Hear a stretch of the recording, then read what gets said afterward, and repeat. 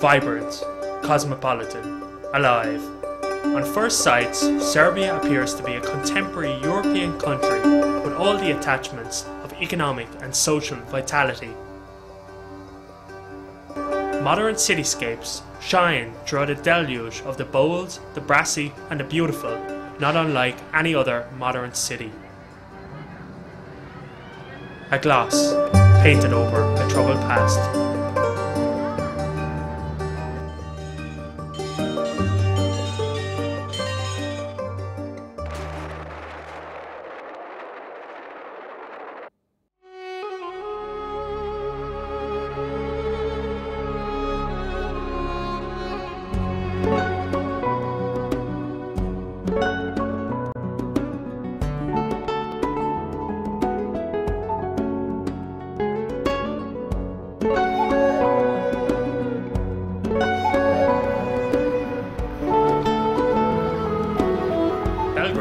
Meaning the White Fortress, is the historic meeting point of European trade. It is the face of a land whose strategic location has been the driving force behind the history of turmoil and conflict. As a country at the crossroads of where North meets South and East meets West, Serbia today is a country in desire of trying to regain its former eminent position. The borders of the country are being negotiated. The country is without a constitution. The country, an average citizen of the country has lived through several states, even younger ones. Looking back in the near past, there's nothing to be proud of. There's not much to be preserved. So it's a very confusing moment in Serbian history, and I don't think that it can be presented in another way than not an appealing one.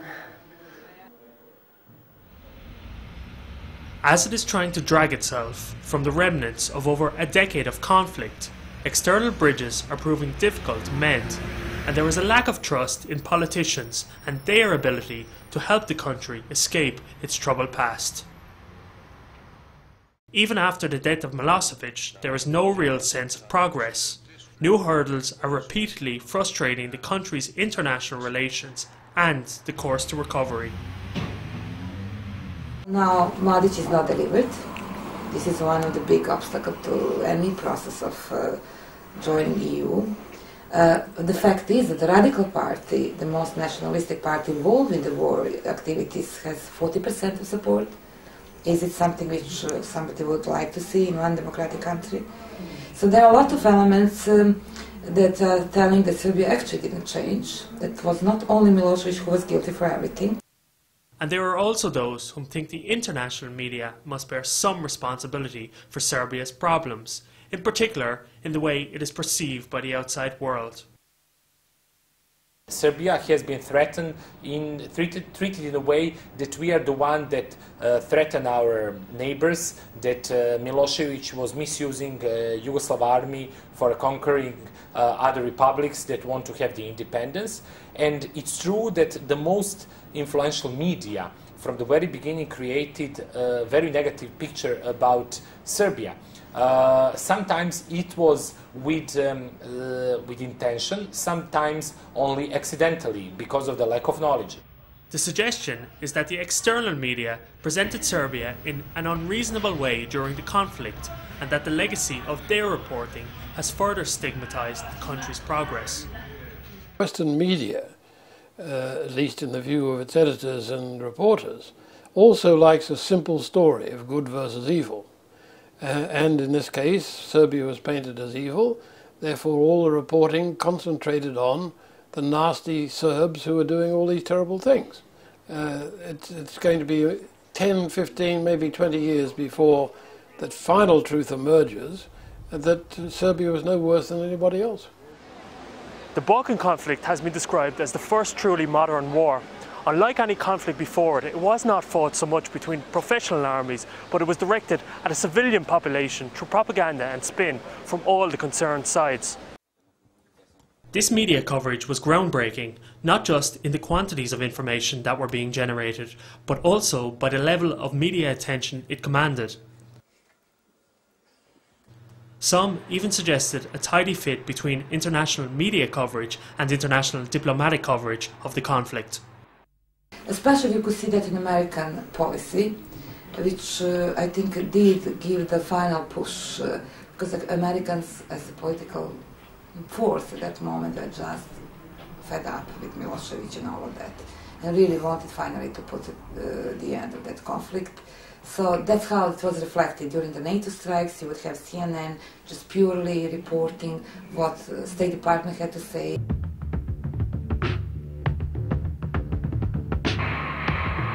We and our NATO allies have taken this action only after extensive and repeated efforts to obtain a peaceful solution. I think that there is the will. I know there is the will to continue, but everybody wants. We are a peaceful people who take no joy in war. From Vietnam onwards, the reporting of conflict has always been complex and controversial. Today, major conflicts are habitually mediatized conflicts. It seems that most people's image of global harmony or disharmony is predominantly shaped by the media. When people see images of the world falling apart, they imagine the world as a place falling apart. In order to arouse the nations fighting further, without which war can't be waged, governments tend to lie to the populace about the reasons for going to war. They say, look, out there is a murderous aggressor. They've shown in the past and by their actions now that any compromise with them is impossible, and that we will have to eliminate that threat before that threat eliminates us. So by painting the other side absolute black and white terms, us against them, and by making it appear that we are a threat from them, and then it becomes possible to arouse the fighting fervour of the nation and take the nation to war. It is the role of the media to transform an issue into something to which their audience can relate. When journalists place themselves at the very centre of crisis and conflicts around the world, the factors of remoteness and disorder make this an even greater challenge. Media operate in the everyday life, in the common sense world, and they can't handle subtleties well, and especially in times of severe conflicts. And this was a huge conflict, and the perspectives on the conflict differed so much that whatever evidence or individual coverage was there to support the general frame, which was becoming more and more different. It is the manufacturing of this frame that was questionable from some media outlets, with the preference of certain sources, the choice of images with a strong emotional impact, and the instrumental use of rhetoric. All indications that we can get, the bombs went exactly where they wanted, and we did our job. This kind of language, these kinds of metaphors, would naturalize conflict. They would present clashes between the nations of former Yugoslavia, Serbs, Croats, Muslims, and so on, as being in some way genetically predestined. I think that is what a commentator like Misha Glenny was doing, or a politician like Douglas Hurd, and I think they were mistaken. But the accusation of a particular prejudice of the Serbian viewpoint from the international media is highly questionable.